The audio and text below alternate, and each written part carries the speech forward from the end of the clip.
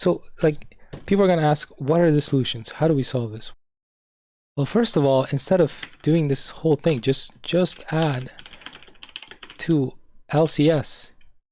Only add this to the LCS. That's the first thing. You could add relegation and promotions by changing 3 entire leagues.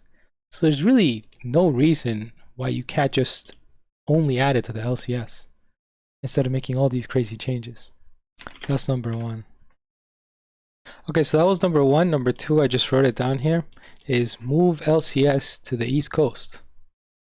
Omero, what would this solve? Okay, excellent question.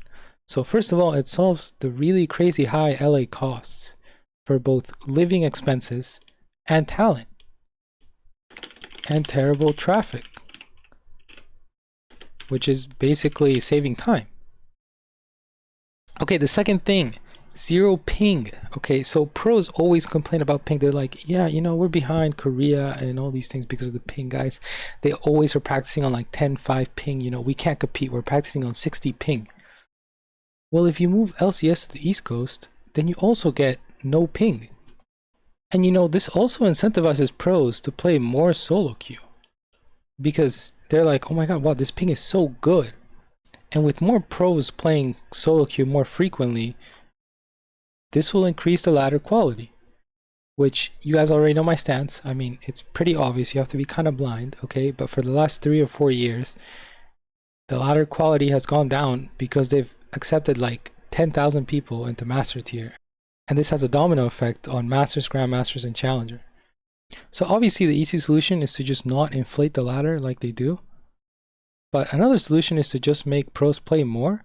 And this, by domino effect, because pros are in more lobbies more frequently, it just increases the level of competition in the ladder, which makes it better quality.